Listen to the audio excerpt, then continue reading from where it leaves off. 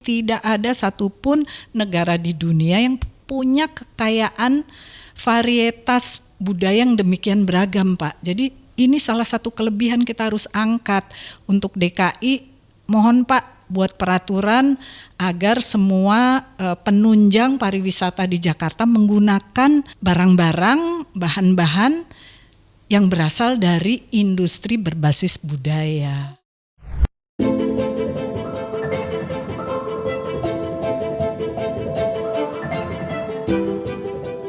Assalamualaikum warahmatullahi wabarakatuh.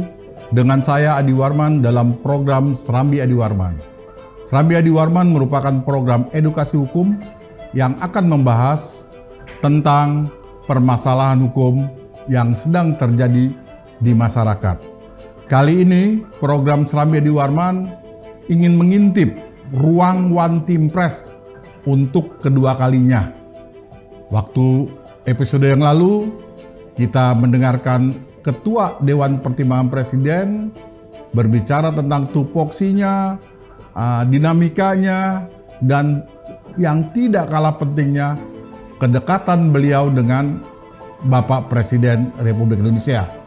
Kali ini kita akan ngintip lagi ruang One Team Press, mendengarkan, menyaksikan satu-satunya anggota One Team Press yang paling cantik, Ibu Putri Kuswisnuwardani. Baiklah, selamat menyaksikan. Salam Serambi Adi Warman.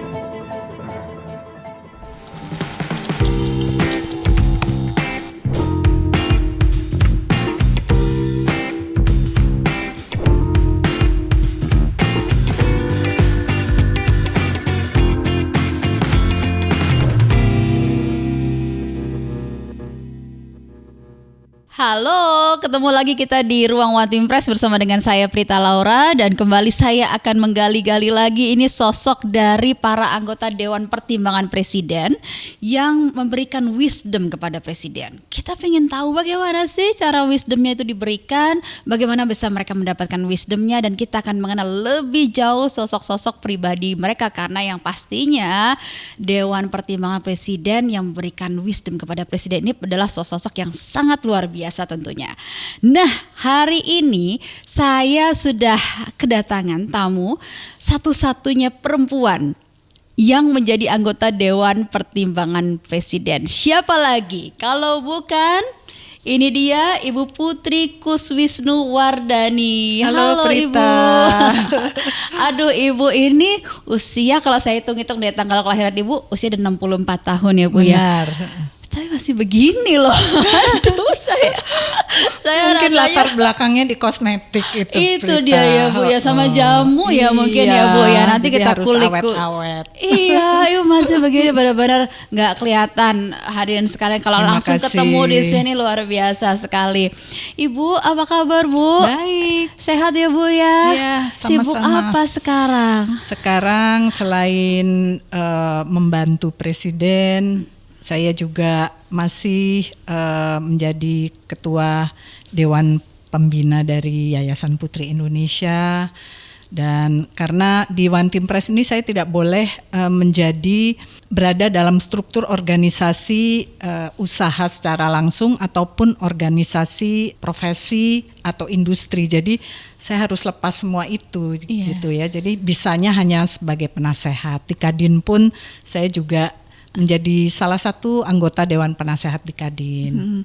Nah itu Bu, bicara soal nasihat nih Bu, saya dengar-dengar Ibu tuh udah kenal Pak Presiden, Pak Jokowi dari lama banget ya Bu ya. Bahkan katanya Ibu tuh udah memberi nasihat banyak kepada Pak Jokowi sebelum jadi Presiden. Jadi berarti sekarang ini tinggal dilanjutin aja begitu nasihatnya. Bener Bu, gimana ceritanya? Ya, saya mengenal beliau tahun 2003, jadi masih sama-sama pengusaha. Saya ada di Kadin Pusat, Kadin Indonesia, dan beberapa kali juga harus turun ke Solo. Kebetulan saya bertanggung jawab membawahi industri berbasis budaya. Salah satunya ada kain, misalnya tenun batik, ya adanya di Solo juga. Kemudian jamu adanya di Sukoharjo. Jadi kerap ketemu juga sama beliau dan berkenalan, kita masih sama-sama pengusaha. Kemudian tidak lama kemudian beliau menjadi wali kota Solo 2 kali ya. Setelah itu memang banyak kerjasama setelah beliau di kepemerintahan. Kalau saya berjuang untuk membangun sebuah situasi usaha yang berkeseimbangan seperti pada waktu itu adalah antara pasar modern dengan pasar tradisional. Saya dorong supaya tidak mati pasar tradisionalnya, harus ada aturan main, pemerintah harus turun tangan. Kemudian diterbitkanlah undang-undang yang membawa itu juga peraturan Menteri Perdagangan pada saat itu Pak Gita Wirjawan yang membuat balancing daripada keberadaan pasar modern dengan tradisional itu secara lebih baik. Nah, saya sampaikan itu juga untuk Solo, Pak Jokowi, saya minta ini aturannya sudah ada, mohon dijalankan dan dipatuhi. Salah satu daripada pemerintah daerah yang menjalankan aturan tersebut terbaik adalah beliau. Jadi udah dari zaman wali kota Solo ya Bu ya. Wali kota Solo, jadi tahun berapa ya, 2003 atau 2004. Sudah banyak kerjasama, begitu juga dilanjutkan dengan periode kedua beliau. Dan salah satu yang memang sangat mendorong beliau untuk mau maju ke DKI itu saya juga gitu. Saya bilang, Bapak, kalau Pak Jokowi tidak mau, Pak Jokowi mengatakan saya sudah dipilih oleh warga Solo untuk periode kedua, saya harus selesaikan gitu. Saya Waktu bilang, itu Ibu meyakinkannya gimana Bu? Saya bilang bahwa kalau ada panggilan yang lebih besar Bapak dibutuhkan, ya harus mau Pak gitu. Ini panggilan gitu, bukan keinginan Bapak sendiri, tapi panggilan yang lebih besar. Dan di DKI pun juga demikian. Saya sebagai Wakil Ketua Umum Kadin Indonesia bidang industri berbasis budaya, saya adakan sarasehan dengan beliau sebagai Gubernur DKI. Saya usulkan kepada beliau, Pak, salah satu sektor yang menunjang pariwisata itu adalah industri berbasis budaya, ya. Karena Indonesia ini bukan hanya keindahan pariwisatanya yang menjadi daya tarik, ya. Mungkin ada negara lain seperti Maldives yang punya laut yang bening dan indah juga, gitu ya, yang nggak kalah dengan Indonesia. Tapi tidak ada satupun negara di dunia yang punya kekayaan varietas budaya yang demikian beragam, Pak. Jadi ini salah satu kelebihan kita harus angkat untuk DKI. Mohon Pak buat peraturan agar semua penunjang pariwisata di Jakarta menggunakan barang-barang, bahan-bahan yang berasal dari industri berbasis budaya. Oh, jadi itu asalnya dari Ibu sampai kemudian ada peraturan itu. Oh, alah ternyata ya kita akhirnya tahu latar belakangnya. Nah, kalau Ibu sebagai Dewan Pertimbangan Presiden, Bu, boleh bocoran nggak kira-kira apa nasihat yang pernah diberikan kepada Presiden? Oke, kalau nasihat persisnya kami nggak boleh bicara. Itu berdasarkan undang-undang, kami diatur supaya kerahasiaan nasihat kami kepada Presiden itu dijaga. Tetapi tentunya Prita juga melihat apa yang menjadi kebijakan Presiden secara umum kemarin di dalam menghadapi COVID, ya. Mungkin lebih dari 50% dari apa yang dijalankan itu berasal dari One Team Press. Saya nggak bisa sebutin apa saja, tapi banyak dari decision making itu berasal dari One Team Press juga. Kami tidak begitu saja menasihati Presiden, tapi kami mengundang menteri-menteri atau kepala lembaga untuk kami ajak diskusi supaya kami bisa melihat gambaran secara keseluruhan, secara lebih jelas, sehingga pada saat kami memberikan nasihat dan pertimbangan itu sudah holistik, 360 derajat, karena Presiden nggak boleh dapat pandangan yang mungkin keliru gitu. Iya, nah, kita penasaran nih Bu, kalau kita nggak boleh tahu subjeknya spesifik, apa, tapi kita boleh dong tahu Bu caranya gimana menyampaikan, karena kan apakah dengan kedekatan pribadi Ibu bisa memberikan sebuah advice, sebuah pertimbangan tuh dengan bisik-bisik atau nggak sambil ngemil serabi Solo atau sambil ngejamu bareng sama Pak Presiden gitu loh Bu. Iya. Jadi di One Team Press sendiri kami ini mayoritas kita decision-nya kolektif, jadi nasihat dan pertimbangannya bersama-sama, disetujui secara bersama-sama, ada 9 anggota, sudah oke, itu diberikan kepada presiden, baik secara langsung maupun secara bersurat. Ya. Tetapi di luar itu kami juga diperbolehkan memberikan nasihat dan pertimbangan secara individu, masing-masing dari 9 itu silahkan sesuai ekspertisnya masing-masing memberikan nasihat dan pertimbangan. Bisa tertulis, bisa juga tidak tertulis. Banyak hal yang saya sampaikan kepada beliau yang mungkin tidak tertulis ya, atau kadang-kadang bahkan dengan tulisan tangan saya sendiri karena mungkin buru-buru, karena pertemuannya juga tidak formal gitu. Jadi saya sampaikan dengan tulisan tangan saya sendiri, dan alhamdulillah beliau itu tidak pernah melupakan nasihat dan pertimbangan dari siapapun ya, terutama tentunya dari orang-orang yang beliau percaya ya, duduk di One Team Press. Dan walaupun tulisan tangan saya pun tuh saya melihat aduh dikerjakan rasanya seneng gitu. Ternyata tidak perlu harus yang melalui diketik birokrasi rapi yang sedemikian rupa gitu dengan ya Bu ya. Presiden, tapi bisa setiap saat, karena kadang-kadang kan kita buru-buru ya, tapi ini masalahnya penting gitu, kita harus sampaikan gitu. Iya, itu pasti sudah memasuki sebuah level kepercayaan yang sangat dalam, sampai kemudian bisa seperti itu ya Bu ya. Betul. Nah, kalau saya baca ya Bu ya, waktu itu Presiden melantik Ibu Presiden menyampaikan bahwa pertimbangannya adalah Ibu ini dianggap bisa memberikan sebuah wisdom terkait dengan pemberdayaan usaha kecil, menengah dan mikro. Nah, itu bagaimana Bu? Apakah memang Ibu spesifik di sana, dan apa yang visinya seperti apa? Ya, karena beliau kenal saya dari tahun 2003 ya, tahu perjuangan saya memperjuangkan pasar tradisional, pedagang pasar tradisional, bagaimana supaya jangan mati.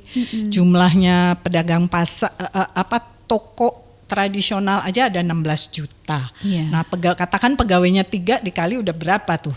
Itu tahun sekitar 2006-2007 ketika saya sampaikan kepada Pak Jokowi. Jadi beliau tahu sekali bahwa memang saya paham dan mendalami sektor itu dari dulu. Memang saya merasa bahwa Indonesia ini banyak melibatkan pengusaha-pengusaha kecil yang tangguh, yang saat krisis ekonomi tahun 98 mereka lah yang survive, karena mereka tidak ada pinjaman, tidak juga ada exposure terhadap falas yang mengakibatkan yang saat itu kan sampai 20.000 ya nilai tukarnya.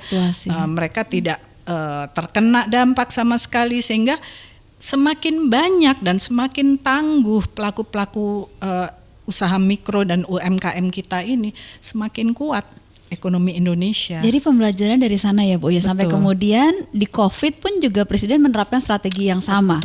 Begitu memperkuat justru sektor UMKM ini. Jadi ya, memang sebagai Presiden backbone. ini tarikan nafasnya sama dengan saya. Kenapa saya juga begitu sepaham dengan beliau, karena mempelajari tidak serta-merta sih, terus terang mempelajari gerak langkah beliau dari dulu. Memang concernnya terhadap masyarakat di bawah, terhadap pelaku usaha yang di bawah itu besar sekali, dan kami sama-sama memang punya perhatian ke sana. Iya, tadi kita sempat ngobrol-ngobrol ya Bu ya. Tadi satu kata yang Ibu sampaikan mengenai sosok Presiden adalah Pak Jokowi ini cepat tanggap gitu. Apa Bu yang membuat Ibu kok bisa begitu kuat mengesankan sosok Presiden Jokowi cepat tanggap? Kepekaan. Kalau menurut saya kepekaan ini tidak serta-merta orang punya gitu.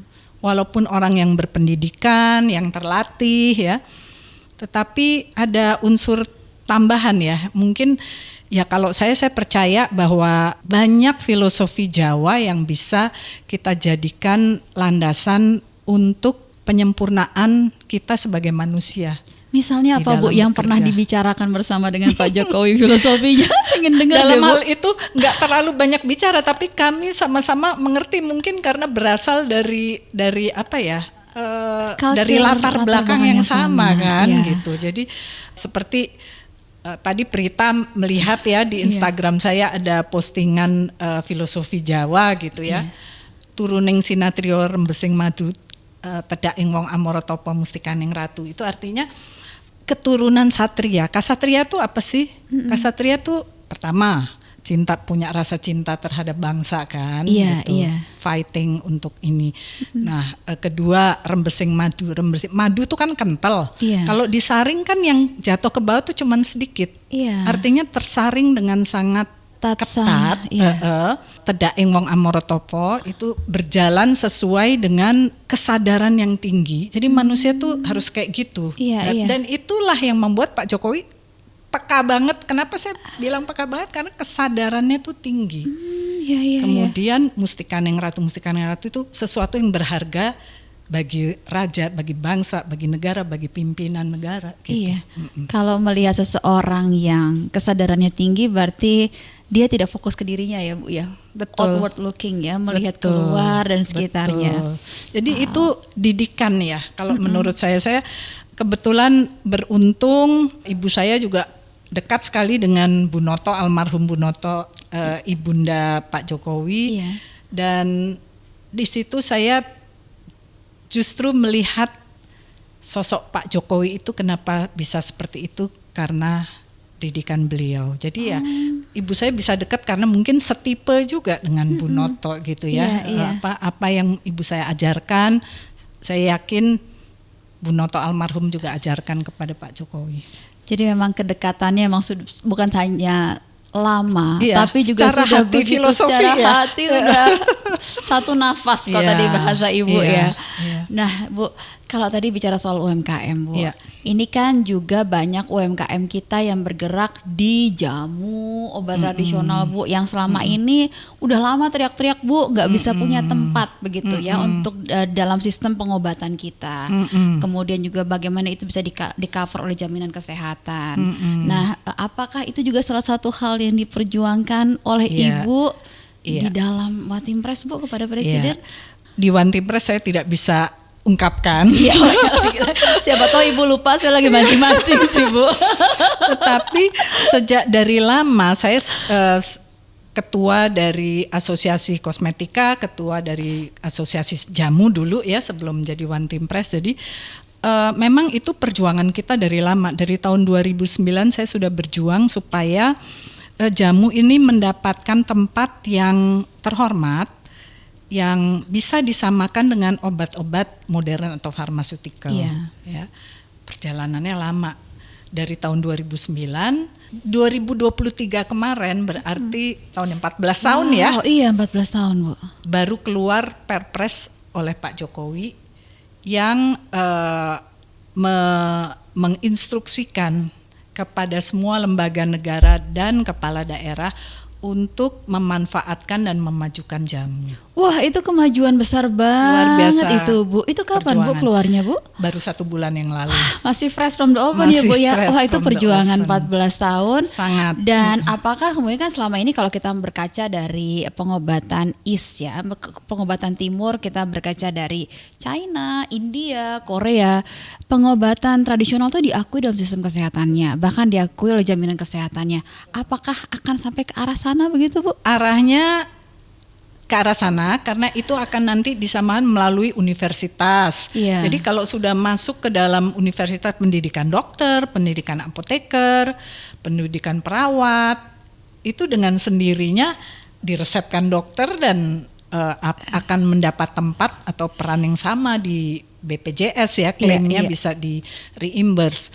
Tetapi sebelum itu juga di dalam undang-undang kesehatan yang baru itu juga Menteri Kesehatan menginisiasi untuk langkah preventif terhadap kesehatan itu diperlukan lebih daripada pengobatan. Iya. Artinya apa? Kita menuju Indonesia sehat.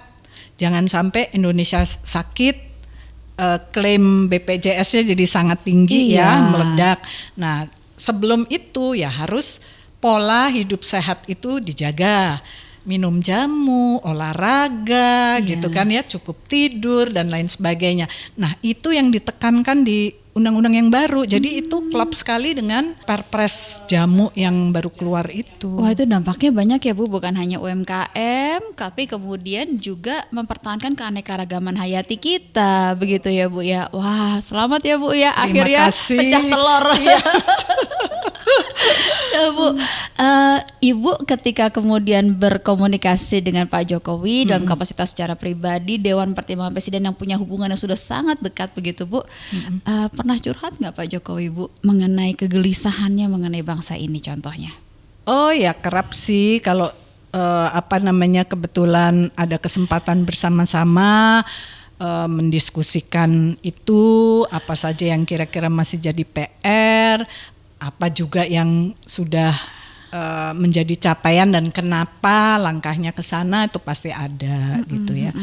Intinya memang untuk mengubah bangsa ini menjadi bangsa yang maju, yang siap menjadi Indonesia emas 2045, 100 tahun kemerdekaan, diperlukan effort yang besar, bukan hanya 9 tahun ini atau 10 tahun ini, tapi juga ke depan. Beberapa kali Presiden mengatakan bahwa setidaknya 15 tahun ke depan, yaitu berarti 3 periode presiden yang akan datang ya, merupakan langkah penting apakah kita bisa menjadi negara maju atau tidak. Kalau enggak, kita stagnan aja, middle income trap-nya ya di situ saja kita gitu ya. Tetapi kalau kita benar-benar menjalankan apa yang diperlukan untuk bisa menjadi bangsa yang maju, antara lain itu kita harus jadi masyarakat yang sehat, masyarakat yang cerdas, pendidikan harus menjadi salah satu yang utama, kemudian stunting harus diberantas ya, baru kita bisa ke sana. Jadi memang kalau mau ngomong kayak gitu, kayak mimpinya Presiden tuh memang sudah panjang sekali. Memang ya. Itu sudah. ya kegelisahan beliau ya di situ ya, bagaimana membangun fondasi untuk Indonesia maju dan keberlangsungannya. Kalau Presiden curhat itu pakai bahasa apa, Bu? Bahasa Jawa apa gimana? Bukan sesama orang Solo nih, Bu. Bahasa Indonesia, tapi kalau ngomong berdua gitu ya, kalau sebagai One Team Press bahasa Indonesia ya. Tapi kalau ngomong berdua kami sama-sama menggunakan bahasa Jawa halus. Jawa halus ya, Bu ya. Misalnya apa nggak, Bu? Boleh diberikan contoh sedikit nggak bagaimana cara Ibu memanggil Pak Jokowi atau bagaimana, Bu? Iya Pak Jokowi gitu. Jokowi. Tapi menyapa atau mengatakan sesuatu biasanya lebih personal tuh dalam bahasa Jawa. Tapi kalau kita udah diskusi yang menyangkut negara atau apa, ya bahasa Indonesia. Indonesia. Nah, ini kan kita tahu Pak Jokowi ini kan sosoknya sangat kuat ya. Muter kemana-mana daerah Indonesia tuh dengan kerja udah bukan 3 lagi sekarang, Bu, 4 atau 5 kerja. Tapi kuat. Katanya minum jamunya rutin, jangan-jangan dari Ibu nih resepnya. Nah, jawabannya sesaat lagi kami akan kembali di Ruang One Team Press episode kedua dari Ibu Putri.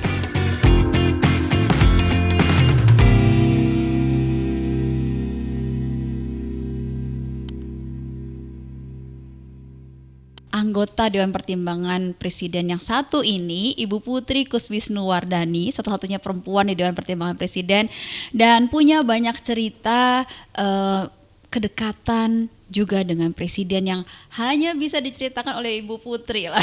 Nggak bisa diceritain sama yang lain, cuma sama Ibu Putri aja. Nah, kita akan gali-gali. Nah, termasuk tadi pertanyaan saya, Bu, tadi sebelum kita berakhir adalah soal jamu nih, Bu. Pak Jokowi ini kan terkenal kuat ya, Bu ya. Perjalanan dinas kemana-mana, kerja nggak berhenti, walaupun tubuhnya kecil bisa dikatakan, tapi kok ya strong gitu orang. Semua pada bilang jamu ini rahasianya, pada bilang seperti itu. Jangan-jangan dari Ibu ya resepnya ya, Bu ya. Beliau memang setiap hari minum jamu, sudah jelas pagi dan mungkin sore atau malam di rumah juga minum jamu. Memang saya juga kerap mengirimkan jamu dari Mustika Ratu, tetapi beliau sendiri juga punya ramuan yang kesukaan beliau gitu. Boleh cerita nggak sih, Bu, jamunya apa sih Pak Jokowi itu, Bu? Siapa tuh supaya kita sehat bersama gitu loh, Bu. Seperti Pak Jokowi. Ada ramuan macam-macam ya. Kalau di Jawa itu beras kencur, itu untuk kalau lelah ya, capek, pegel-pegel gitu. Kemudian temulawak itu anti capek lah ya. Untuk pagi kayak tonik kalau pagi hari gitu. Pak Jokowi banyak sering minum itu temulawak.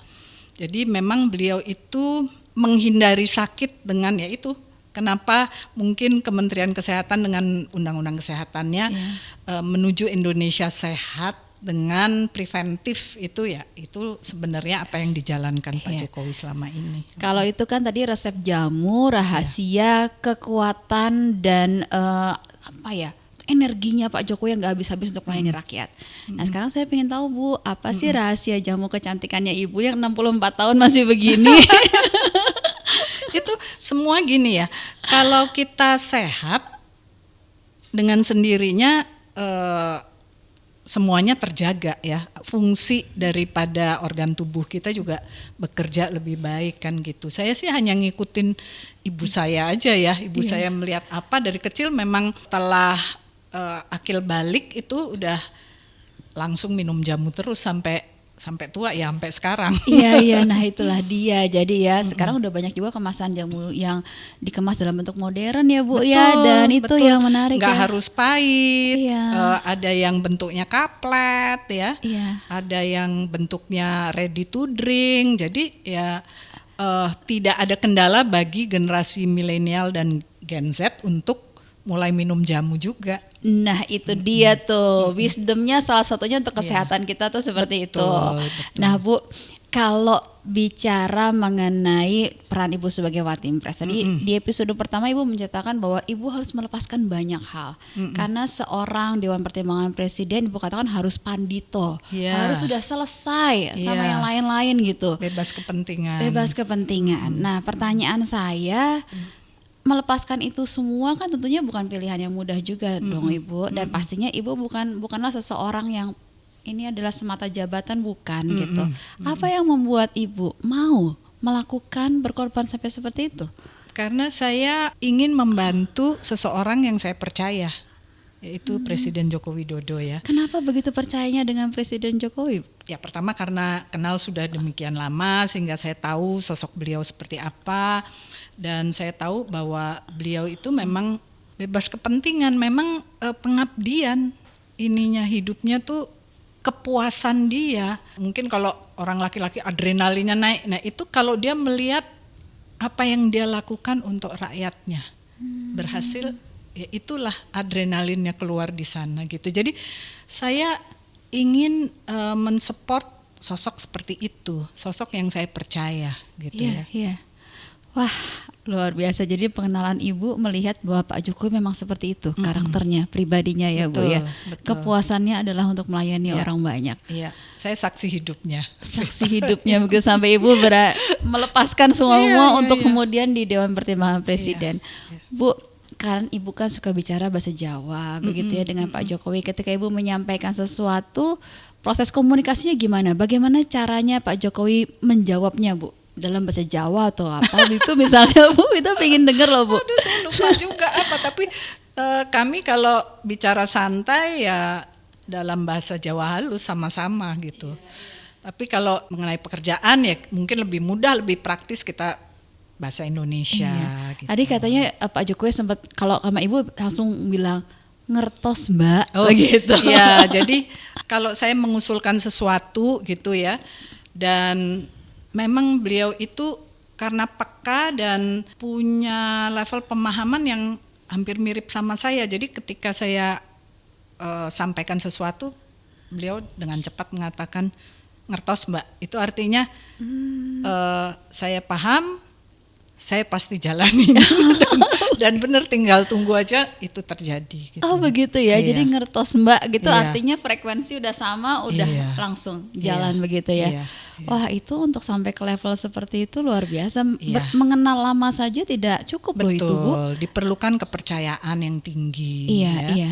Dan kita bisa percaya kepada seseorang kan tidak serta-merta dalam waktu yang singkat dan tidak melihat apa atau seperti apa orang itu. Jadi kalau bagi saya ya karena perjalanan yang panjang dan juga saya melihat apa yang beliau ucapkan dengan apa yang dijalankan itu sama, itu membuat saya nyaman dan percaya. Iya baik. Nah Bu, pada saat menjadi Dewan Pertimbangan Presiden, Ibu juga harus membantu mendampingi Pak Jokowi menghadapi masa-masa krisis.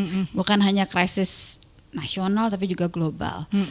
Bagaimana pada saat-saat itu, Bu? Apa yang terjadi? Ya, itu kan dimulai dari saat COVID. Iya. Seperti saya katakan tadi, lebih dari 50% apa yang kita lihat gitu ya, dijalankan itu banyak berasal dari nasihat dan pertimbangan One Team Press. Apakah Pak Jokowi lebih sering mendengarkan nasihat pada saat momen seperti itu, Bu? Tentu, karena kita juga lebih produktif juga karena baru nasihatin ini tiba-tiba keadaan berubah dan kita harus segera, ya itu di One Team Press itu kan harus segera tanggapnya itu ya. Iya. Ada sesuatu kita juga harus peka kan. Ini kayaknya isu yang kita perlu dalami dan berikan masukan. Oh yang itu enggak, kayaknya orang lain udah keroyokan semua ngasih tahu gitu ya. Iya. Oke gitu. Jadi kitanya juga harus menyesuaikan dengan lingkungan presiden, kepala lembaga dan para menteri dan juga presiden sendiri gitu. Jadi dari situ kita peka melihat, kita baru bisa memberikan nasihat dan pertimbangan. Nah, sekarang ketika di masa akhir Presiden Jokowi, Bu, Dewan Pertimbangan Presiden, apa yang menjadi visi utama dari Dewan Pertimbangan Presiden mengiringi masa akhir Presiden Jokowi? Pertama adalah tentu mengawal agar semua program beliau sesuai yang diinisiasikan sukses ya. Kedua, tentu ada PR-PR lain juga yang kita melihat, tentu kan nggak semuanya sempurna kan. Nah, sebanyak mungkin kami memberikan masukan langkah-langkah penyempurnaan dari hal-hal yang masih belum sempurna itu. Kalau soal the next leader, apakah juga menjadi bagian dari nasihat juga, Bu?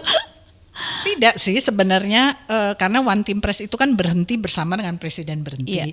Tetapi saya selaku warga negara juga, selaku teman dan pendukung beliau, saya melihat bahwa saya harus percaya kepada visi beliau ke depan untuk membawa Indonesia maju menuju Indonesia Emas 2045.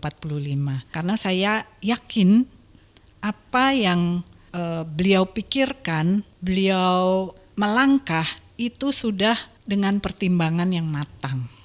Ya, karena saya ya itu tadi ya sebagai individu yang beruntung mengenal beliau lama dan lebih dekat gitu. Saya bisa melihat Pak Jokowi itu bukan orang yang tergesa-gesa, bukan orang yang emosional. Di luar ada goncangan apapun, bisa menenangkan diri dan berpikir secara jernih dan objektif. Nah itu individu yang saya tahu. Jadi apa yang menjadi visi beliau ke depan, yang selalu diwanti-wantikan kepada masyarakat, itu saya percaya sekali.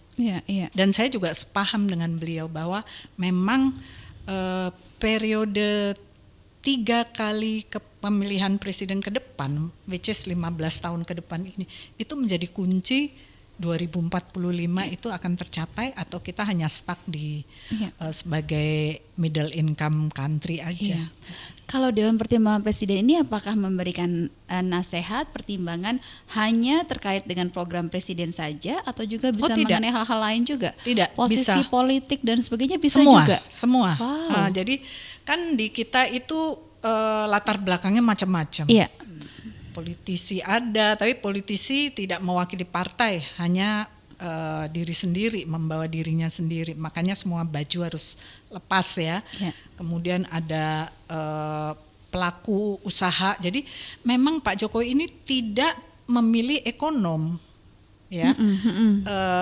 Yang notabene mungkin lebih banyak perhitungan angka secara teoritis, tetapi adalah pelaku-pelaku usaha sendiri. Jadi kami yang di bidang ekonomi ini, seperti saya, Dato Tahir, Pak Jan Farid itu kan memang pelaku, jadi tahu realita pasar itu seperti apa, bisa memberikan masukan sesuai fakta bagaimana sehingga beliau juga bisa membuat kebijakan yang memang bisa dirasakan langsung oleh para pelaku itu. Gitu. Nah, Ibu sebagai satu-satunya perempuan di Dewan Pertimbangan Presiden, bagaimana Bu dinamikanya, Bu? Ya pastinya seru sih. Tadinya saya kadang-kadang nggak terasa karena saya tidak pernah melihat diri saya perempuan laki gitu ya. Saya ya bekerja aja. Kadang-kadang juga memang terasa juga, oh iya ya ternyata saya satu-satunya perempuan gitu. Menurut saya malah bagus ya ada kehadiran perempuan, tentunya satu bisa memperjuangkan juga policy-policy yang memikirkan gitu ya posisi perempuan. Kedua, perempuan ini memang dikenal lebih detail, lebih teliti, lebih peka gitu. Jadi kalau laki-laki tuh melihatnya helikopter view, which is sangat penting juga. Itu yang perempuan juga harus belajar dari laki-laki, bahwa bisa mampu melihat tidak terlalu detail terus ngomel detail aja kan gitu ya, tapi melihat secara keseluruhan. Nah, posisi saya di sini adalah kadang menambahi apa yang tidak terlihat atau terpikirkan oleh kaum laki-laki yang melihat secara global saling atau secara melengkapi ya Bu ya. Jadi menurut saya memang itu fungsi yang saling melengkapi ya. Iya, satu-satunya perempuan di Dewan Pertimbangan Presiden. Wow, luar biasa Putri. Ngomong-ngomong soal perempuan nih Bu, ya saya tuh seneng banget dari tadi saya mengamati cara bicara Ibu begitu ya, anggun, kemudian santun begitu ya, dan tertata bahasanya. Saya rindu sekali melihat sosok seperti Ibu di sosial media kita Bu.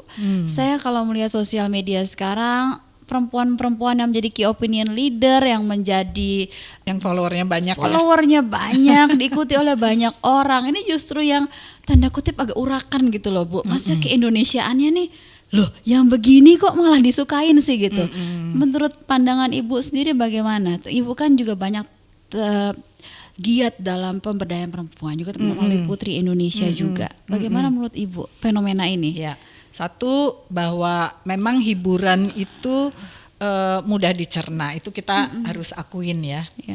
Nah, kedua, teknologi atau sosial media ini memang pedang bermata dua, bisa dipakai positif, bisa juga punya dampak negatif.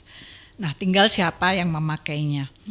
Nah, kalau kita ingin menumbuhkan banyak key opinion leaders di sosial media yang positif, tentu kita harus bangun, itu tidak dengan sendirinya ya. Kita bangun perempuan-perempuan Indonesia yang bisa jadi panutan, terutama generasi muda ya, karena populasi Indonesia kan sekarang mayoritas anak muda. Kita bangun di antara mereka sendiri, kita dorong untuk aktif di sosial media, melakukan suara-suara yang positif, yang membangun, yang edukatif, yang anti hoax ya, dengan cara yang disukai oleh masyarakat. Nah ini kan orang kan kurang hiburan juga kan. Iya benar-benar. Jadi bagaimana caranya, kita terus harus belajar kan, jangan kalah sama yang menebarkan hal-hal yang kurang edukasi, yang mungkin malah negatif atau menebarkan hoax gitu kan. Nah itu yang saya juga melalui Yayasan Putri Indonesia, di mana banyak melakukan pendidikan bagi generasi muda perempuan Indonesia, agar mereka mampu menjadi sosok influencer, leader yang positif di kemudian hari. Itu kami lakukan. Jadi gunakanlah sosial mediamu dengan positif gitu ya, beri edukasi, tunjukkan kepada mereka aktivitasmu yang positif sehingga mereka terpacu untuk ingin melakukan hal yang sama. Iya. Kalau menurut Ibu, jati diri perempuan Indonesia itu apa Bu? Kalau Ibu mendefinisikan jati diri perempuan Indonesia. Jati diri perempuan Indonesia, bahwa kita diberi kesempatan sekarang, baik secara undang-undang maupun lingkungan ya, yang mendukung kita untuk maju. Perempuan dan laki-laki itu berkedudukan sama, bisa melakukan banyak hal yang sama dan saling menunjang. Tadi saya sebutkan ya, bahwa perempuan tuh punya sifat-sifat bawaan tertentu yang memang agak berbeda dari laki-laki. Mungkin secara keilmuan kita bisa sama, tapi dari segi pandang, pola pikir itu ada kecenderungan yang berbeda. Nah itu bukan sesuatu yang buruk, malah itu bagus gitu.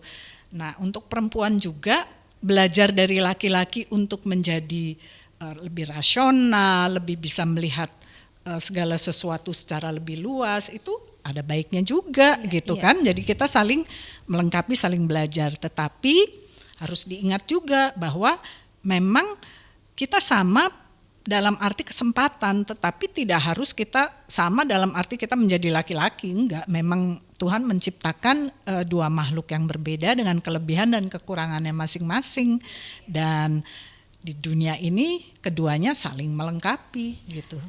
Kalau itu mengenai jati diri perempuan Indonesia, kalau menurut Ibu cantik itu apa? Cantik itu adalah seseorang yang mempunyai hati yang bersih, kepercayaan diri, ya. Jadi mengasahnya gini, saya sering melihat bahwa orang yang sangat rupawan bisa kelihatan tidak menarik karena dia tidak percaya diri. Jadi cantik itu ya harus kelengkapan hati yang bersih, ya, sehingga orang melihat, tahu, nyaman berbicara dengan dia, ya, karena sincere gitu, ya, dan punya rasa percaya diri yang tinggi. Nah, itu semua kan bisa dipelajari. Kenapa percaya diri?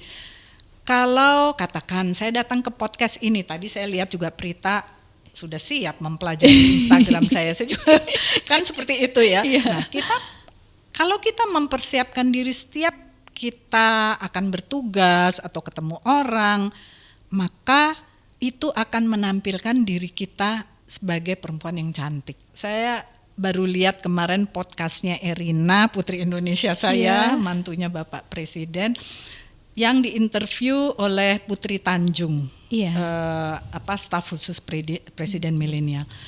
Dia mengatakan bahwa apa sih, Putri menanyakan, apa sih menurutmu salah satu manfaat yang kamu rasakan menjadi seorang Putri Indonesia? Satu adalah kesiapan saya di dalam bertemu dengan siapa saja, dan saya harus mempersiapkan diri untuk mampu berbicara dengan mereka. Kalau ketemu dengan masyarakat marginal, ya dia udah harus belajar. Jadi bahasanya jangan diawang-awang, dia harus bahasa kepada rakyat seperti apa. Dia ketemu dengan mungkin akademisi, ya beda lagi kan gitu.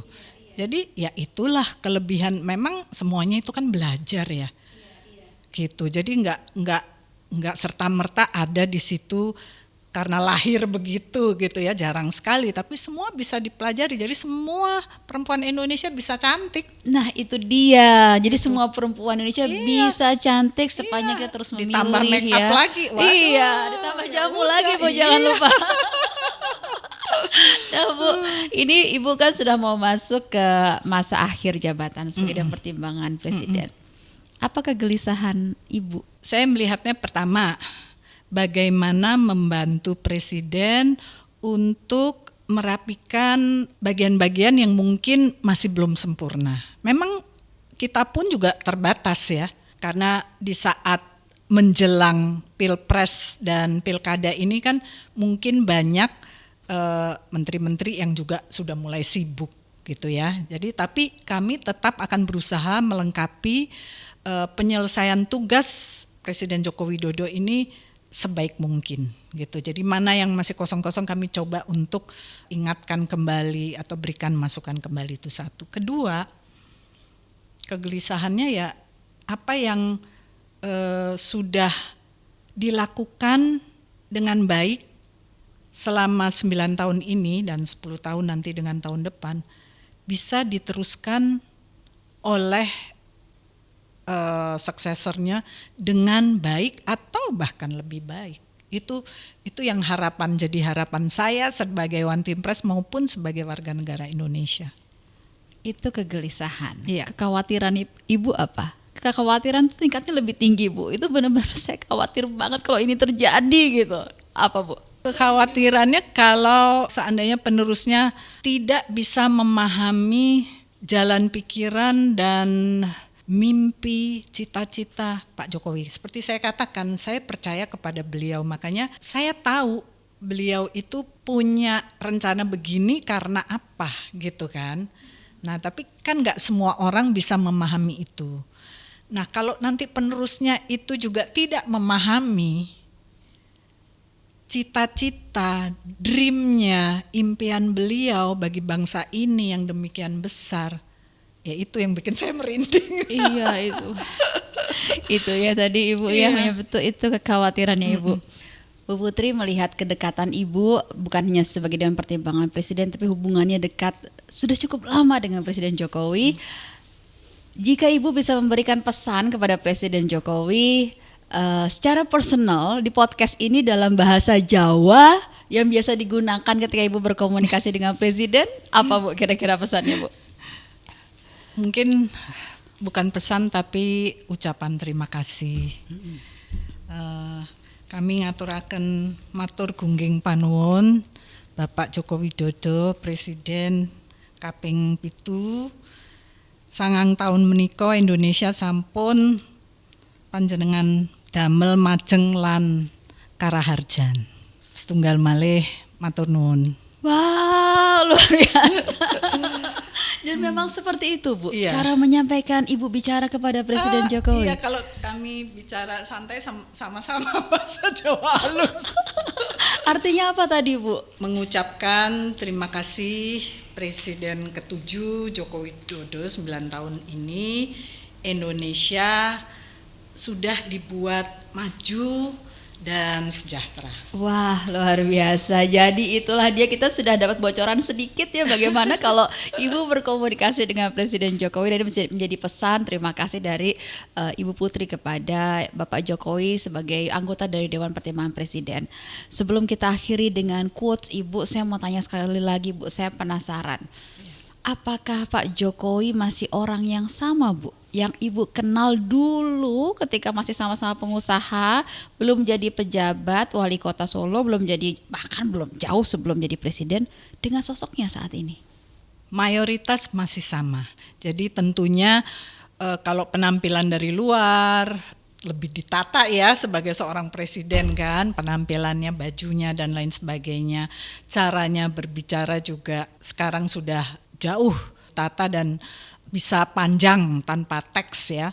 Karena Pak Jokowi yang saya kenal adalah orang yang lebih banyak bekerja daripada bicara. Jadi sebenarnya enggak terlalu pintar-pintar amat bicara gitu, tapi pintar bekerja.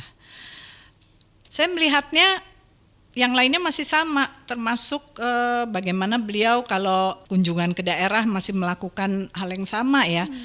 Jajan di tempat-tempat pedagang penjual makanan berada. Kemudian kalau saya ke istana juga suguhannya bukan suguhan gedongan, tapi isinya ubi, singkong, ya, kacang tanah yang direbus.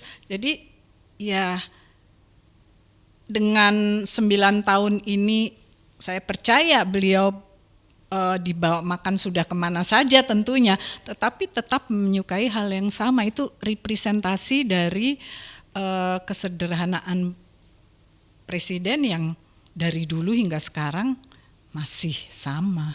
Jadi presiden masih sosok yang sama, Tetap seperti sama yang Ibu sama. kenal. Iya. Gitu. Bu, di akhir dari ruang Watim Press ini biasanya karena seorang anggota Dewan Pertimbangan Presiden memberikan wisdom kepada Presiden, kita ingin dengar wisdom dari Ibu yang bisa diberikan kepada semua pendengar dari YouTube ini, Bu. Merasa bahwa dimanapun kita berada kita bisa berkontribusi positif. Kalau filosofi Jawa itu ojo adiku ngadiguno ya, jangan memanfaatkan kondisi kita yang sedang baik atau sok tahu lah kira-kira gitu ya, tapi bermanfaatlah bagi masyarakat. Dimanapun kita berada kita bisa berkontribusi, tidak perlu hanya di One Team Press saja. Nah itu dia, dan Ibu sudah membuktikan lewat berbagai perannya Ibu, begitu ya, Ibu lakukan apa yang Ibu bisa, UMKM, kemudian juga pengembangan jamu, obat tradisional, Betul. perempuan, dan sekarang menjadi dunia usaha, dan sekarang menjadi Dewan Pertimbangan Presiden. Dan kalau dari saya Bu, saya belajar sekali dari Ibu bagaimana kita pentingnya membangun kepercayaan ya Bu ya. Sangat. Kepercayaan ya. Kita bisa lama kenal Harganya dengan mahal. orang, mahal sekali. Mahal. Tadi Ibu bisa sampaikan kepada Presiden tuh cuman bisa ngertos begitu. Jadi Iya. nggak usah pakai penjelasan lama-lama. Iya, jadi Sudah memang percaya. diperlukan sebagai pendamping presiden ya, terutama diperlukan orang-orang yang berada pada frekuensi yang sama. Begitu juga penerus presiden ke depan, karena presiden ini bisa saja serah terima jabatan, menyampaikan sudah sampai di mana dan ke depan bagaimana, tapi kalau tidak paham ya tidak paham, gitu menurut saya demikian. Bahkan Ibu bisa memberikan advice tidak melalui surat kelembagaan, tapi dengan tulisan tangan saja bisa diterima oleh presiden. Bisik-bisik bisa diterima oleh presiden. Kita bisa mengenal seseorang lama, Bu. Tapi membangun kepercayaan itu tidak mudah. Betul. Saya belajar betul hari ini. Terima kasih Bu sudah berbagi wisdom, berbagi pengalaman hidup. Semoga bermanfaat. Iya, tentang kepercayaan bagaimana kita harus menjaga itu, karena itu akan membawa kita kemana saja. Betul. Begitu. Sangat betul. Terima kasih Ibu, senang Sama-sama, sekali Prita. bisa ngomong sama Ibu hari ini. Terima kasih dan semoga para pendengar semua yang ada penyimak YouTube ini di sini semua bisa mendapatkan wisdom yang sama. Selain kita bisa mengenal bagaimana fungsi kelembagaan dari Dewan Pertimbangan Presiden, tapi yang paling penting lagi adalah sosok-sosok yang di dalamnya. Itu akan membawa wisdom kepada kita, karena memang mereka adalah sosok-sosok yang memang punya kompetensi untuk memberikan wisdom bagi presiden yang tentunya akan berpengaruh buat kita semua bangsa Indonesia. Terima kasih, sampai jumpa lagi di Ruang Watim Press selanjutnya. Saya Prita Laura, bye.